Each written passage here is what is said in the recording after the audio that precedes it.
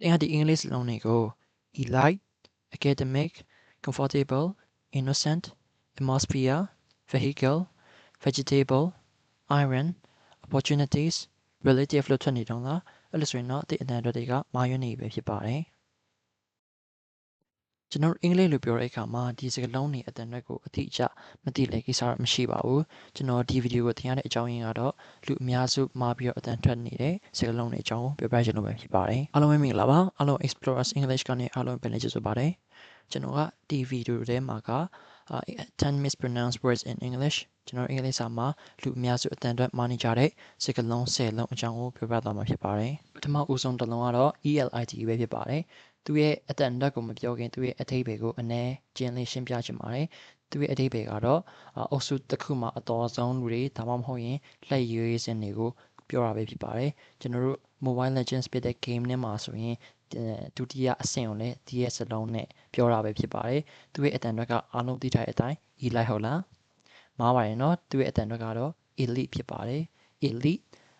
ဒုတိယမြောက်အတန်ဖြစ်တဲ့ lead မှာအတန်ကိုမြင်ပြီးတော့ဆိုပါတယ် elite ဖြစ်ပါတယ်ဒါမှမဟုတ်ရင်လည်း elite ဆိုပြီးတော့ a အတန်နဲ့တွားလို့ရပါတယ် elite ပဲပြောပြော elite ပဲပြောပြောရပါတယ် elite မဟုတ်ပါဘူးเนาะနောက်တစ်လုံးကတော့ ACADEMIC ဖြစ်ပါတယ်သူကတော့သူ့ရဲ့ original noun form ဖြစ်တဲ့ ACADEMY ကနေဆင်းသက်လာပဲဖြစ်ပါတယ်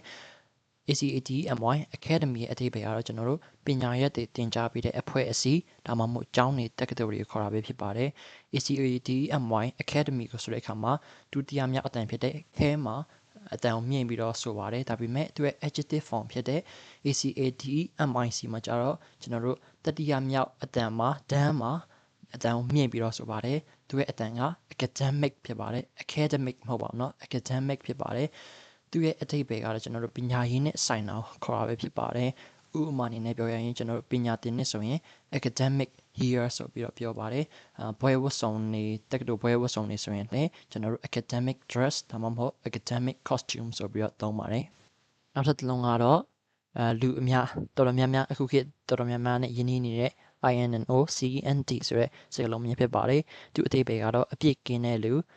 ဒါမှမဟုတ်အဲ့လိုမျိုးဘာမှမသိတဲ့နားမလည်တဲ့လူကိုခေါ်တာဖြစ်ပါတယ်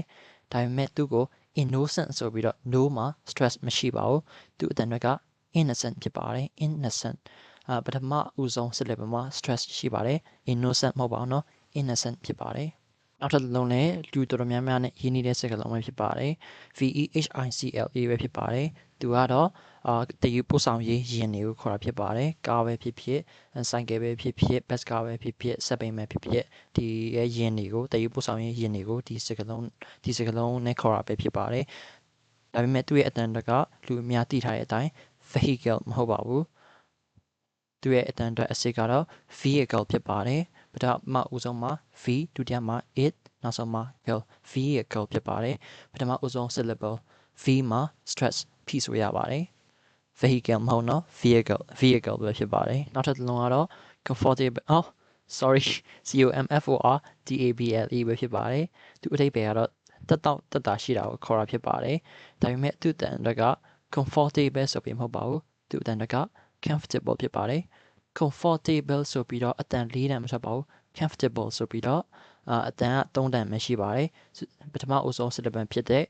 camp မှာ stress ရှိပါတယ်အတန်အတွက်အစစ်က comfortable ဖြစ်ပါတယ်နောက်တစ်လုံးကတော့ OPBORTUNITIES ပဲဖြစ်ပါတယ်ဒီစကားလုံးအဓိပ္ပာယ်ကတော့အခွင့်အလမ်းကိုပြောတာဖြစ်ပါတယ်အလုပ်ကိုင်အခွင့်အလမ်းပဲဖြစ်ဖြစ်တစုံတစ်ယောက်ကအခွင့်အလမ်းပေးတာပဲဖြစ်ဖြစ်ကိုဒီစကားလုံးနဲ့သုံးပါတယ်ဒါပေမဲ့သူ့အတန်အတွက်က opportunities မဟုတ်ပါဘူးapport နေရာမှာပဲမားနေကြတာပါ choose နေရာမှာတော့ stress ရှိတာတော့ဟုတ်ပါတယ် opportunities မဟုတ်ပါဘူးသူ့အတန်အတွက်အမှန်က opportunities ဖြစ်ပါတယ်ပထမဦးဆုံးနေရာမှာ stress တစ်ခုရှိပါသေးတယ်အဲ့ဒါကတော့ op ဖြစ်ပါတယ် offer choose ဆိုပြီးတော့အတန်ကိုမြင့်လိုက်ပါတယ် opportunities ဖြစ်ပါတယ် opportunities မဟုတ်ပါဘူး opportunities ဖြစ်ပါတယ်နောက်ထပ်စလုံးကတော့ ATMOSPHERE ပဲဖြစ်ပါတယ်ဒီစလုံးကိုတော့ကျွန်တော်တို့ physics တွေ chemistry တွေမှာတော်တော်များများတွေ့ဘူးပြီးကြပြီးတာဖြစ်မှာပါအဲဒါကြောင့်မလို့သူရဲ့အဓိပ္ပာယ်ကိုမပြောခင်သူရဲ့အတန်အတွက်တွေကိုအရင်ပြောပြပေးပါမယ်သူရဲ့အတန်အတွက်ကတော့လူအများပြောကြတဲ့အတိုင်း atmosphere မဟုတ်ပါဘူးသူရဲ့အတန်အတွက်အစစ်က atmosphere ဖြစ်ပါတယ် mod ဆိုပြီးတော့မဆိုပါဘူးเนาะ mat ဆိုပြီးတော့ဖော်လေးပဲဆိုပါတယ်သူအတန်ကို piece ရတဲ့နေရာကတော့ပထမအဆုံး app မှာအတန်ကိုမြင်ပြီးတော့ဆိုပါတယ် atmosphere ဖြစ်ပါတယ် atmosphere မဟုတ်ပါဘူးเนาะသူရဲ့အတိတ်ပဲကတော့ကမ္ဘာမြေရဲ့လေထုဒါမှမဟုတ်ရင်နေရာတနေရာရဲ့ခံစားချက်ကိုရောက်နေတဲ့နေရာတနေရာရဲ့ခံစားချက်ကိုပြောတာဖြစ်ပါတယ်ဥပမာအနေနဲ့ပြောရရင်ကျွန်တော်တို့ပါတီပွဲတစ်ခုရောက်နေပြီဆိုရင်the atmosphere was relaxing ဒါမှမဟုတ်ရင် the atmosphere was exciting ဒါမှမဟုတ် the atmosphere was lively အဲ့လိုမျိုးပြောလို့လည်းရပါတယ်နောက်ထပ်ဥပမာပြောရရင်ကျွန်တော်တရေအိမ်ရောက်နေရင်လည်း the atmosphere was scary ဆိုပြီးတော့လည်းပြောလို့ရပါတယ်နောက်ထပ်တစ်လုံးကတော့ကျွန်တော်တို့သူငယ်တန်းလောက်တောင်းရင်တီးပြီးသားဖြစ်တဲ့စကားလုံးပဲဖြစ်ပါတယ် IRON ပဲဖြစ်ပါတယ်ဒီစကားလုံးကတော့တန်ကိုပြောတာဒါမှမဟုတ်ကျွန်တော်တို့အိမ်မှာတိုက်တဲ့မီးကိုခေါ်တာပဲဖြစ်ပါတယ်ဒါပေမဲ့သူ့ရဲ့အတန်တွေက iron လည်းမဟုတ်ပါဘူး iron လည်းမဟုတ်ပါဘူးသူ့အတန်တွေအမှန်က iron ပဲဖြစ်ပါတယ် r အတန်ကိုလုံးဝမပါပါဘူးဒီရဲ့ r အတန်ကိုဖြုတ်ထားပဲဖြစ်ပါတယ် r ရဲ့ n ရဲ့ပေါင်းပြီးတော့ iron ဖြစ်ပါတယ် iron လည်းမဟုတ်ပါဘူး iron လည်းမဟုတ်ပါဘူးเนาะနောက်ထပ်စလုံးတစ်လုံးကတော့ RELATIVE ပဲဖြစ်ပါတယ်ဒီစကားလုံးရဲ့အဓိပ္ပာယ်ကတော့ဆွေမျိုးဒါမှမဟုတ်တစ်ခုခုနဲ့ဆက်ဆက်နေတာကိုခေါ်တာပဲဖြစ်ပါတယ်သူအတန်တွေကတော့လူများပြောတဲ့အတိုင်း relative မဟုတ်ပါဘူးသူအတန်တွေအမှန်ကတော့ relative ဖြစ်ပါတယ် relative ဒုတိယမှာလေးမဟုတ်ပါဘူးလက်ဖြစ်ပါတယ် red ပထမဦးဆုံး syllable မှာ stress ကိုဖြီးပြီးတော့ဆိုရပါတယ် relative ဖြစ်ပါတယ်သူကိုphysics တို့ chemistry တို့မှာလည်း9ရအလေးချိန်ဆိုပြီးတော့ relative mass ဆိုပြီးတော့သုံးတာတော်တော်များများသိဝကြမှာပဲဖြစ်ပါတယ်သူအတန်အတွက်အမှန်က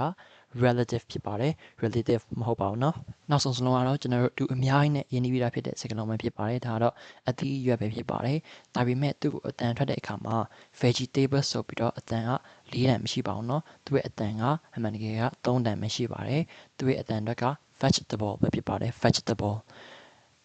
table ဆိုပြီးတော့ပြသားလိုက်မဆိုပါဘူးနောက်ဆုံးမှာ table ဆိုပြီးတော့ဖော်လေးပဲဆိုပါတယ် vegetable ဖြစ်ပါတယ် vegetable မဟုတ်ပါဘူးเนาะဒါကတော့ကျွန်တော်တို့အင်္ဂလိပ်စာမှာလူတော်တော်များများမှာပြီးတော့ထွက်နေကြတဲ့စကားလုံး10လုံးအကြောင်းပဲဖြစ်ပါတယ်ဒီစကားလုံးတွေကိုပြသားမထွက်လို့လည်းဘာမှတော့မဖြစ်ပါဘူးဒီဗီဒီယိုကိုလုပ်လိုက်ရတာက